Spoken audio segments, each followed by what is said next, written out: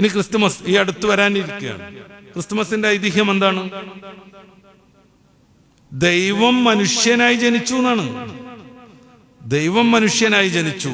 എല്ലാവരുടെയും ജന്മപാപം സ്വയം ഏറ്റെടുത്ത് കാൽവറി കുരിശിൽ മരണപ്പെടാൻ വേണ്ടി ദൈവം മനുഷ്യനായി ജനിച്ചു എന്നാണ്.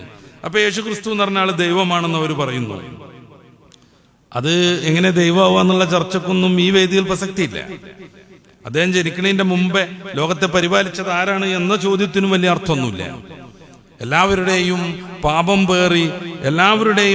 പേറി കാൽവറി കുരിശിൽ മരിക്കാനായിരുന്നു അദ്ദേഹം വന്നതെങ്കിൽ പിലാത്തോസിന്റെ പട്ടാളം പിടിച്ച് കുരിശ് തറക്കാൻ കൊണ്ടുപോകുമ്പോൾ കഠിനമായി അതിൽ നിന്ന് രക്ഷപ്പെടാൻ അദ്ദേഹം ശ്രമിച്ചത് എന്തിനാന്നുള്ള ചോദ്യത്തിനും പ്രത്യേകിച്ച് പ്രസക്തിയൊന്നുമില്ല.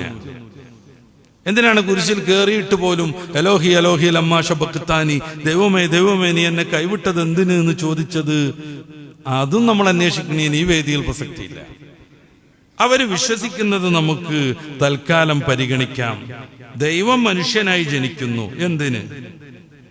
എല്ലാവരുടെയും പാപം പേറി കുരിശിൽ മരിക്കാൻ വേണ്ടി ദൈവം ജനിക്കുക. അത് ഇസ്ലാമിന് യോജിക്കാൻ പറ്റൂല. ലം യലിദ് വലം യൂലദ് വലം യകുൽ ലഹു കുഫുവൻ അഹദ്. അവൻ ജനിച്ചിട്ടില്ല, ജനിപ്പിക്കണല്ല, അവന് തുല്യമായി ആരുമില്ല. ലൈസ കമിസ്ലിഹി ഷൈഉൻ. സൂറത്ത് ശൂറയുടെ 11-ാമത്തെ വചനം. ദൈവത്തിന്, ഇലാഹിന്, അള്ളാഹുവിന് തുല്യമായി ഒരാളുമേ ഇല്ല, ഒരു വസ്തുമേ ഇല്ല. അപ്പൊ ഇത് പുൽക്കൂട്ടിൽ ജനിച്ചു എന്നാണ്. അന്നത്തെ ചരിത്രമൊക്കെ വിശദീകരിക്കാൻ സമയം കുറെ വേണ്ടി വരും. പുൽക്കൂട്ടിൽ ജനിച്ചു. എല്ലാവരും ഒരു കനേഷുകുമാരിക്ക് പ്രഖ്യാപിച്ചു. അന്നത്തെ രാജാവ് എല്ലാ ആളുകളും ഇവിടെ എത്തിച്ചേരണം എന്ന് പറഞ്ഞു. ഈ ജോസഫും മറിയും എത്തിച്ചേർന്നപ്പോഴേക്ക് നന്നായിട്ട് രാത്രിയായിരുന്നു, കനേഷുമാരിയൊക്കെ കഴിഞ്ഞിരുന്നു. അപ്പൊ അവര് പശുക്കളും ഒക്കെ താമസിക്കുന്ന ഒരു സ്ഥലത്ത് പോയിട്ട് പുൽക്കൂട്ടിൽ നേരം വെളുക്കോളം താമസിക്കാൻ തീരുമാനിച്ചു. അതിനിടക്ക് പുൽക്കൂട്ടിൽ ഉണ്ണിയേശു പിറന്നു എന്നാണ് വിശ്വാസം. അത് ഡിസംബർ 25-നാണോ അല്ലേ? അതൊക്കെ വേറൊരു ചർച്ചയാണ്. പല ചർച്ചുകളും പല സഭകളും ഡിസംബർ 25-നല്ല എന്ന് പറയുന്നുണ്ട്. അതുകൊണ്ട് തന്നെ യൂറോപ്പിലൊക്കെ പല സഭകളും ഡിസംബർ 25-നല്ല, ഏപ്രിൽ മാസത്തിലാണ് ക്രിസ്തുമസ് ആഘോഷിക്കല്. അതൊക്കെ മറ്റൊരു ചർച്ച, അവരുടെ ഇടയിലുള്ള അഭ്യന്തരമായ അഭിപ്രായ വ്യത്യാസങ്ങൾ.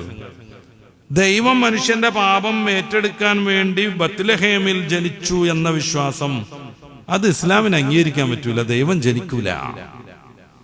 അതോടൊപ്പം ദൈവം ജനിക്കുമ്പോ ആ ദൈവം എവിടെ ജനിച്ചു എന്നുള്ളത് കാണിക്കാൻ വേണ്ടി ഒരു നക്ഷത്രം ഉദിച്ചു. ഈ നക്ഷത്രം ആട്ടിടയന്മാർക്ക് വഴികാട്ടിയായി ഈ പുൽക്കൂടിലേക്ക്. ഇതിന്റെ ഓർമ്മയ്ക്ക് വേണ്ടി സ്റ്റാർ വെക്കുമ്പോ അവരുടേതായ രീതിയിൽ സ്റ്റാർ വെക്കലും അവരുടെ ആഘോഷവും നടത്തുമ്പോൾ നമ്മളെ കൊണ്ട് അവർക്കൊരു എതിർപ്പും ഇല്ലാതിരിക്കുക എന്നതിനപ്പുറം ഈ വിശ്വാസത്തെ പ്രതിനിധീകരിക്കുന്ന സ്റ്റാർ തൂക്കുക എന്ന് പറയുമ്പോഴേക്ക് അത് മതപരമായി അസാംഗത്യമാകുന്നു. പക്ഷെ 2-3 ദിവസം ക്രിസ്തുമസ് ആഘോഷമായിരിക്കും. അതിന് പുൽക്കൂട് നിർമ്മിക്കാൻ വേണ്ടി കുട്ടികളെ കൊണ്ട് പുല്ല് കൊണ്ടിരിപ്പിക്കും. വീട്ടിൽ കുട്ടികൾ കളിച്ചുകൊണ്ടിരിക്കുന്ന പശുവിന്റെയും ആടിന്റെയും ഒക്കെ ഈ ചെറിയ പ്രതിമകൾ, രൂപങ്ങൾ കുട്ടികളോട് കൊണ്ടുവരാൻ പറയും. ഉണ്ണിയേശുവിനെ സൃഷ്ടിക്കും. എന്നിട്ട് ഉണ്ണിയേശുവിന്റെ കഥ പറഞ്ഞു കൊടുക്കും. ഉണ്ണിയേശുവിന്റെ കഥ പറഞ്ഞു കൊടുക്കും. അത്യുന്നതങ്ങളിൽ ദൈവത്തിന്റെ മഹത്വം, ഭൂമിയിൽ സന്മനസ്സുള്ളവർക്ക് സമാധാനം എന്ന് പറഞ്ഞിട്ട് പാട്ട് പാടിക്കൊണ്ടിരിക്കും. ഇങ്ങനെ ഒരു പാട്ട് പാടിയിട്ടുണ്ടോ എന്നതിൽ ബൈബിൾ പണ്ഡിതന്മാർ ശക്തമായ വിയോജിപ്പ് രേഖപ്പെടുത്തുന്നുണ്ട്. ഫാദർ ബെഞ്ചമിൻ കൽധാനി അത് തുറന്നെഴുതിയിട്ടുണ്ട്. അതൊക്കെ മറ്റൊരു വശം. ഇതൊരു മതതാരതമ്യ വേദിയല്ലല്ലോ, അതുകൊണ്ട് അത് പറയേണ്ട കാര്യമില്ല എന്ന് എനിക്ക് തോന്നുന്നു. ആ പാട്ട് പാടിപ്പിച്ചുകൊണ്ടേയിരിക്കുന്നു. എന്നിട്ട് മുസ്ലിം കുട്ടികളെല്ലാം ഇത് പഠിക്കുന്നു, ഈ ആഘോഷത്തിൽ പങ്കെടുക്കുന്നു. ദൈവം മനുഷ്യനായി ജനിച്ച ഉണ്ണിയേശുവിനെ സ്നേഹിച്ചുകൊണ്ടും ആരാധിച്ചുകൊണ്ടും ആ ആദർശം പഠിച്ചുകൊണ്ടും വിനയാന്വിതം ഈ പുൽക്കൂടിന് മുന്നിൽ നിൽക്കുന്നു. എന്നിട്ട് നല്ല തടിച്ച കുട്ടിനെ നോക്കി, വയറൊക്കെ ചാടിയ കുട്ടിനെ നോക്കിയിട്ട് സാന്താക്രോസ് അപ്പൂപ്പനാക്കുന്നു. എന്നിട്ട് കരോൾ സംഘത്തെ സ്കൂളിൽ തന്നെ സൃഷ്ടിക്കുന്നു. കരോൾ സംഘം ഓരോ റൂമിലും, ഓരോ ക്ലാസ് റൂമിലും പോയിട്ട് ചെണ്ട കൊട്ടി പാട്ട് പാടിക്കൊണ്ടിരിക്കുന്നു. എന്ത് പാട്ട്? യേശുവിനെ ദൈവമാക്കുന്ന പാട്ട്. യേശുവിനെ ദൈവമാക്കുന്ന പാട്ട്. നമ്മൾ മതേതരത്വം, മതസൗഹാർദ്ദം എന്നൊക്കെ പറഞ്ഞ എല്ലാവരും ചെയ്യാണെന്നാണോ എന്ന് നമ്മൾ ആലോചിക്കുക. അപ്പൊ ഇതിന് പരിഹാരമായിട്ട് എല്ലാവരും ചെയ്യാന്നുള്ളതാണ്. ഞാൻ ആദ്യം പറഞ്ഞു, എല്ലാം ശരിയാണെന്ന് വിശ്വസിക്കലും അംഗീകരിക്കലും അതൊരു പരമമായ നിഫാഖാണ്, ആത്മവഞ്ചനയാണെന്ന് നമ്മൾ നേരത്തെ പറഞ്ഞു.